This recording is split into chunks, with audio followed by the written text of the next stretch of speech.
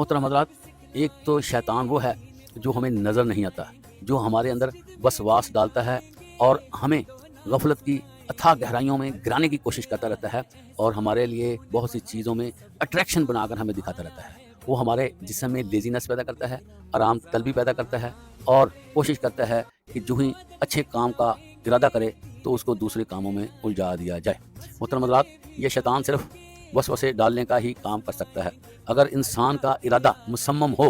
اور وہ خود بھی اچھائی کی طرف گامزن رہنا چاہتا ہو،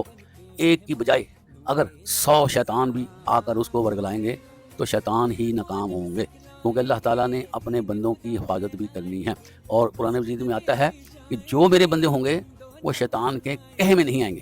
اب محترم حضرات، ہم نے یہ دیکھنا ہے کہ کیا ہم اللہ کے بندے ہیں یا شیطان کے پیروکار ہیں۔ اگر ہم شیطانی کاموں میں آگے بڑھے ہوئے ہیں تو صاف ظاہر ہے کہ ہم جتنا مرضی کہیں کہ ہم اللہ کے بندے ہیں، لیکن دیکھنے میں آئے گا، آبزرویشن میں آئے گا کہ ہم شیطان کے ہی بندے بن چکے ہیں۔